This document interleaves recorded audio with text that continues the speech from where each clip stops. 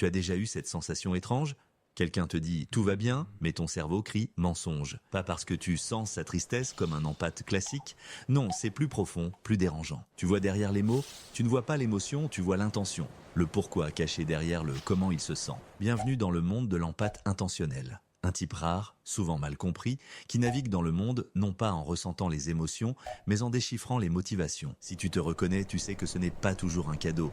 C'est un super pouvoir qui peut te rendre terriblement seul. Le problème, c'est que la plupart des gens sont à la surface. Ils entendent les mots, voient le sourire et acceptent la version officielle. Toi, tu es un plongeur en apnée. Tu vois tout le iceberg, et souvent, ce que tu vois n'est pas joli. Quand ton collègue te propose son aide sur un projet, les autres voient de la gentillesse. Toi, tu vois sa tentative de s'approprier ton succès ou de surveiller ton travail. Quand un ami te donne un conseil qui te décourage subtilement, les autres entendent de la prudence. Toi, tu entends sa peur de te voir réussir et le laisser derrière. Quand ton partenaire t'offre un cadeau somptueux après une dispute, les autres voient une réconciliation. Toi, tu vois une transaction, un paiement pour acheter le silence ou la paix. Le résultat, on te traite de cynique, de paranoïaque. Tu réfléchis trop, tu vois le mal partout. Cette dissonance cognitive est épuisante. Tu vis dans un monde où tu es le seul à avoir la notice d'utilisation des gens, mais personne ne te croit quand tu la lis. Alors, comment ça marche ? Est-ce de la magie ? Non, c'est de la neurologie de pointe. C'est ton cerveau qui fonctionne différemment. Premièrement, il faut comprendre la différence entre l'empathie affective et l'empathie cognitive. L'empathie affective, c'est « je ressens ta douleur ».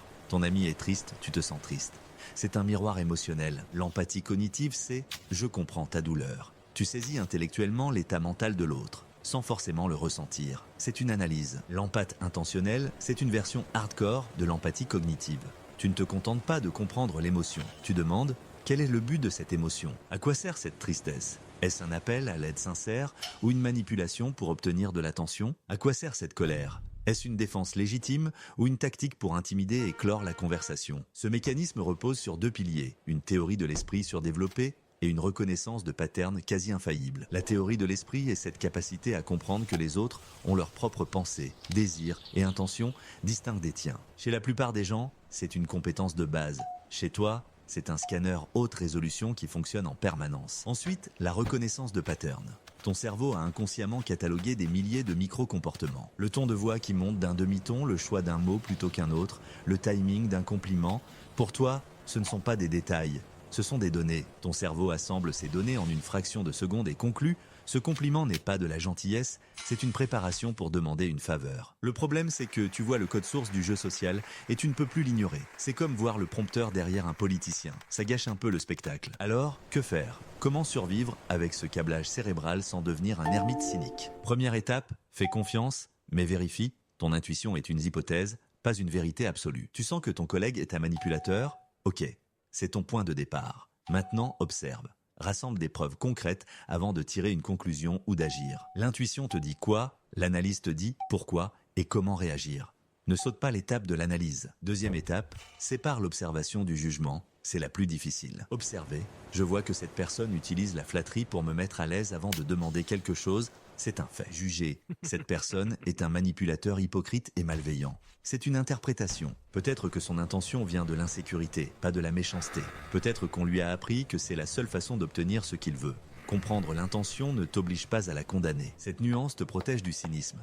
Tu peux voir le jeu sans haïr les joueurs. Troisième étape, communique stratégiquement. Tu n'es pas obligé de crier « J'ai vu ton jeu ». Utilise ta lucidité pour poser de meilleures questions. Des questions qui exposent l'intention sans être accusatrices. Aux collègues serviables, merci beaucoup pour ta proposition. Par curiosité, qu'est-ce qui t'intéresse le plus dans ce projet ? Ça teste sa motivation. À l'ami prudent, j'entends tes craintes et je les apprécie. De ton côté, comment tu te sens par rapport à tes propres projets en ce moment ?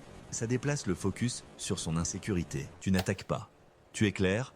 Tu forces l'autre à être conscient de sa propre motivation. Quatrième et dernière étape, protège ton énergie. Scanner les intentions 24/7 est aussi épuisant que de faire tourner un antivirus en permanence sur un vieil ordinateur. Tu n'as pas à analyser tout le monde, choisis tes batailles, concentre ton énergie sur les relations qui comptent de vraiment. Pour les autres, les interactions de faible enjeu, laisse tomber. Accepte la version de surface. Ce n'est pas être naïf, c'est de l'économie d'énergie. En conclusion, être un empathe intentionnel n'est ni une bénédiction, ni une malédiction, c'est un outil. Ça peut te couper des autres si tu l'utilises pour juger et te protéger à l'excès, ou ça peut te permettre de créer des liens plus profonds et plus honnêtes si tu l'utilises pour comprendre. Tu vois le monde en haute définition avec toutes ses nuances, ses stratégies et ses motivations cachées. C'est une vision incroyablement lucide. Apprendre à naviguer avec cette clarté sans perdre ta compassion, c'est ça le véritable défi et la véritable force